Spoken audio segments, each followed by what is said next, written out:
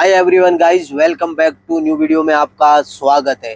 दोस्तों, मेरा नाम महबूब है और मैं कुवैत में जॉब करता हूँ। कुवैत में या यूँ कहे पूरे जीसीसी में हेल्पर की सैलरी कितनी होती है?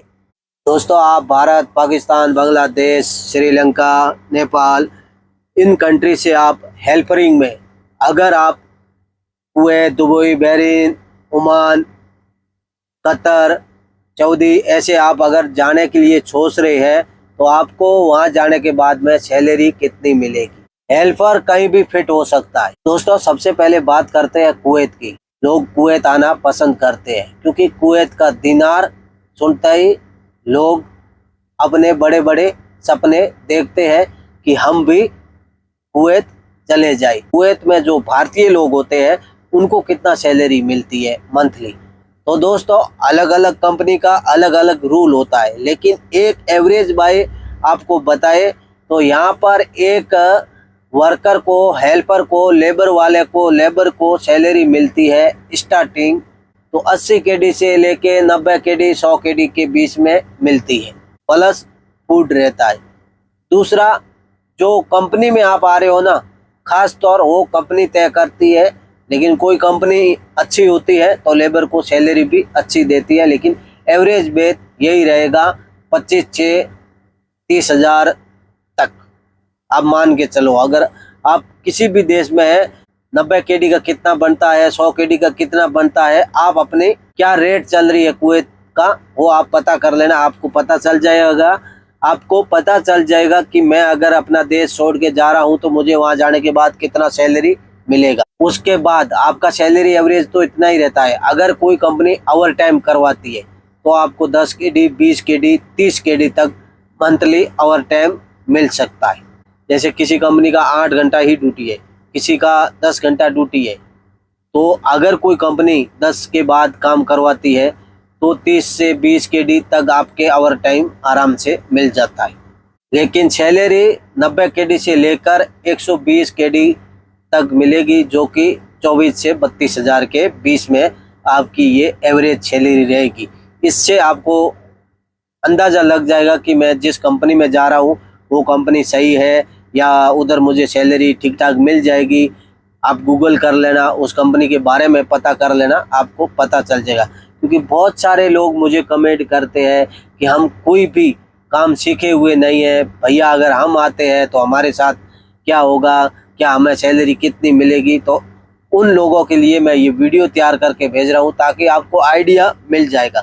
बाकी आप अपना एग्रीमेंट से पता कर सकते हो, आपको जिस कंपनी में आ रहे हो वहाँ से पता कर सकते हो, आपको वीज़ा देने वाला है उससे भी पता कर सकते हो। आपको वो जानकारी आपके लिए बेहतर होगी, लेकिन मैं आपको एक हंट दे देता हूँ कि आपको सैलरी यहाँ आने के बाद कितना मिल सकता है। जब आप ऑफर लेटर साइन करो ना, तो उस समय आप पता करो कि आपको कंपनी फूड दे रही है या खाना नहीं दे रही है। अगर रहना खाना दोनों ही अगर आपको कंपनी नहीं दे रही है, वो आपकी सैलरी में से कटता है, तो ये आपका बहुत महंगा पड़ जाएगा दोस्तों। क्योंकि यहाँ आने के बाद में रूम का 25 से 30 केडी आप पकड़ लो और खाने का भी 25 से 30 केडी पकड़ लो, तीनों टाइम का।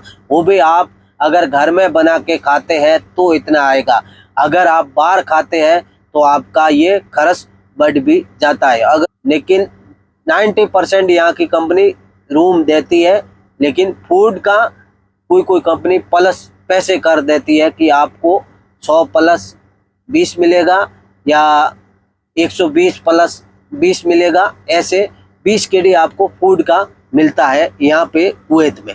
अगर आप 3 बंदे साथ मिलकर खाना बनाते हो तो तकरीबन 60 केडी होता है और आराम से आपका खाना पीना, आप अच्छा खासा खाना खा सकते हो।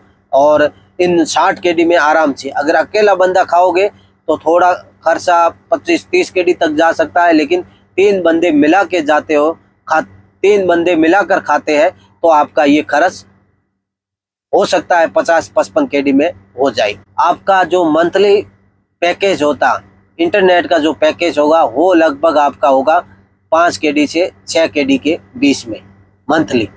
वो अनलिमिटेड होता है, यानी 500-600 GB आराम से मिल जाती है आपको। वो अनलिमिटेड होता है, यानी 5 KD मंथली आप वो पकड़ के रखो। जैसे बहुत सारे भाई कमेंट करते हैं मुझे कि भाई कुवैत का तो इतना है, लेकिन दुबई में कितना मिल जाएगा, सऊदी में कितना मिल जाएगा। तो हर कंट्री का थोड़ा अलग अलग होता है। यहाँ KD होता है तो वहाँ आपको धर्म में, रियाल में ऐसे आपको सैलरी मिलेगा।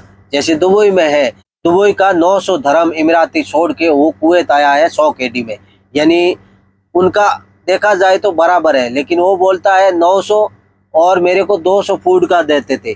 200 में फूड हो ही नहीं रहा है 200 रियाल में। दुबई और सऊदी को हम देखते हुए अगर कुवैत को देखें तो यहाँ थोड़ा खाने पीने का जो सामान मिलता है वो भी सस्ता मिलता है। और कई बार बड़े बड़े मार्केट में, ग्रैंड हाइपर में, लुलु में जो मार्केट होते हैं उनके ऑफर होता है, तो उस समय ऑफर में आप खरीद लेते हो महीने भर का एक साथ ही सामान, तो वो आपको मिल जाता है। लेकिन अगर आप एक महीने का सामान खरीदने जाओगे ना मार्केट में, तो आराम से 3 बंदे मिलके जाओ तो आराम से 20-25 KD का आप जो खुदरा होता है, खुदरा यानी सब्जी, वेजिटेबल आप पूरा खरीद सकते हो 20-25 KD में। उससे भी आपका कम आएगा। 5 KG से लेके 1 KG तक आप कितना भी खुदरा खरीदोगे 20 KD के अंदर अंदर, 25 KD के अंदर अंदर आपका आ जाएगा। वो एक महीने का आ जाएगा। यानी एक बोरी 3-4 KG प्याज की खरीद लोगे, 5 KG खरीद लोगे तो आराम से आपका एक महीना निकल सकता है। जैसे ओमान है, ओमान का और अलग होता है, वहाँ पे भी रियाल है। लेकिन अगर बात की जाए Qatar, Bahrain, Oman, Kuwait, Saudi सबसे बेस्ट, तो मेरा नहीं, लोगों का कहना है कि कुवैत अच्छा है। और अगर सऊदी और कुवैत के मुकाबले अगर मुझसे पूछा जाएगा तो मैं किसको नंबर ज़्यादा देगा, क्योंकि मैं तो सऊदी में रह चुका हूँ, मुझे पता है सऊदी में क्या क्या होता है।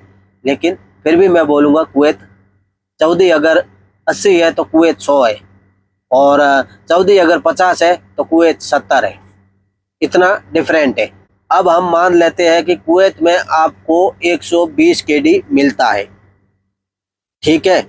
अब महीने के अंत में आपके हाथ में कितना बचता है और आप कितने पैसे घर भेज सकते हो। तो सबसे पहले बात कर दे, अगर 120 प्लस फूड है तो आपका मान के चलो 25 से 20 KD फूड का निकल गया, और 10 KD आपका दूसरा आप निकाल दो, कितना गया 35 KD। यानी 120 KD के भीतर से 35 KD माइनस करेंगे तो हमारे हाथ में सैलरी बचती है 85 दिनार। यानी 85 दिनार, जिसमें हमारा पूरा खर्चा निकलने के बाद में हमारा ये बचता है। और ये आराम से 85 दिनार आपका राउंड फिगर 23,000 से 24,000 के बीच में रहता है। हेल्पर का सैलरी एवरेज यही रहता है। अब किसी को इससे कम भी हो सकता है, क्योंकि अगर वो कंपनी की, अगर आप गल्फ में कहीं भी जाने की तैयारी कर रहे हैं तो इन 4 बातों का पत्थर की लकीर मान कर रख लेना। वीज़ा कैटेगरी चेक करो, क्योंकि आजकल वीज़ा के नाम पर धोखाधड़ी बहुत होता है। अगर आपको कोई भी कंपनी वीज़ा दे रही है, कोई भी एजेंट वीज़ा दे रहा है, तो सबसे पहले चेक करो कि वो कुवैत में कंपनी कौन सी है, क्या उस कंपनी के नाम पे कोई फ्रॉड तो नहीं कर रहा है, क्या हमें जो ऑफर लेटर दिया है कोई फेक तो नहीं है। ये सारी चीज़ें चेक करो। अगर हो सके तो आपको गूगल पे उस कंपनी का नंबर भी मिल जाएगा। आप कांटेक्ट करो कि सर मुझे आपकी कंपनी का ऑफर लेटर मिला है। आपको अगर आज वीज़ा मिलता है तो कम से कम आपको 1 से 1.5 महीना आपके पास टाइम रहता है। उस 1.5 महीने में आप कंपनी की पूरी जड़ें खोद सकते हो, और कंपनी आपको रहने की जगह, फूड वगैरह दे रही है या नहीं दे रही है, ये सारा ऑफर लेटर में लिखा हुआ रहता है। इसको अच्छे से समझो। मेडिकल, इंश्योरेंस, ये सारी चीज़ें आपको फैसिलिटी दे रही है नहीं दे रही है, वहाँ पे ऑफर लेटर में जो लिखा रहेगा वही आपको यहाँ आने के बाद में काम आएगा। आप मिडिल क्लास हो, परेशान हो, इसीलिए अपना देश छोड़ के आप दूसरे देशों में आ रहे हो कंपनी के भरोसे, किसी एजेंट के भरोसे, तो थोड़ा अपने कलेजे पर पत्थर रख के बाहर निकलना, क्योंकि जितना बाहर से लाइफ दिखती है इतना इजी होता नहीं है। सब आपका जो काम होता है उस पे डिपेंड करता है। और आप यहाँ नए नए आओगे ना तो आपको हजारों परेशानी उठानी पड़ेगी।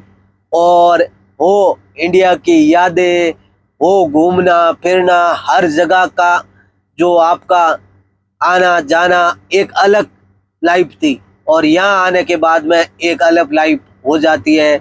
आपको काम टू काम, क्योंकि घर में हमारी बहन हमारे कपड़े धो देती है, हमारी माँ हमारे कपड़े धो देती है, हमारी भाभी हमारे कपड़े धो देती है, या हमारी बीवी हमारे कपड़े धो के देती है, कपड़े प्रेस होके मिलते हैं, खाना बना हुआ मिलता है। लेकिन यहाँ आओगे एकदम आपकी लाइफ चेंज हो जाएगी।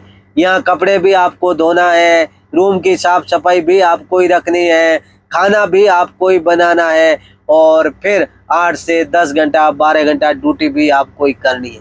तो जितना बाहर से दिख रहा है उतना होता नहीं है। इसीलिए सोच समझ कर कदम उठाए, क्योंकि यहाँ पे वर्कर की लाइफ कैसी होती है, लेबर की लाइफ कैसी होती है, और कितनी क्या सैलरी है, कितने कौन पानी में, वो हमसे बेहतर आपको कोई जानकारी नहीं देगा।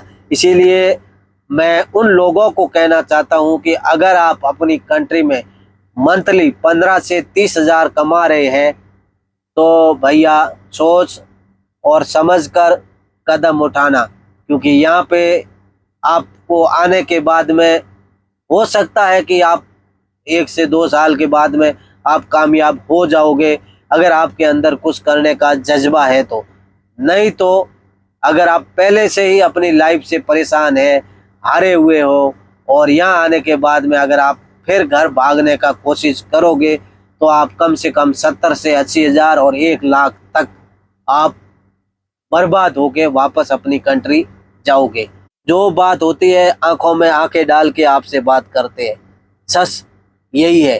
शायद आपको कड़वा लगे और शायद आपको मेरी बात अच्छी लगे। दोस्तों, अरब देश में मेहनत का पैसा जरूर मिलता है, लेकिन सही जानकारी और सही कंपनी में आओगे तो नुकसान नहीं होगा, नहीं तो आपको नुकसान उठाना पड़ेगा। अगर आपका कोई भी सवाल है या किसी भी कंपनी के बारे में आप पूछना चाहते हैं तो आप मुझे नीचे कमेंट करें। कोशिश करूँगा कि देर से ही सही रिप्लाई आपको ज़रूर दूंगा। दोस्तों, मेरे इस वीडियो को लाइक करें और चैनल को सब्सक्राइबर करें, शेयर करें, ताकि लोगों को ये छोटी सी जानकारी है ना, ये सोच समझ कर कदम उठाएंगे तो शायद किसी भाई की लाइफ बच जाए। हो सकता है कि भाई अपना कदम फूंक फूंक पे रखे। Love you guys.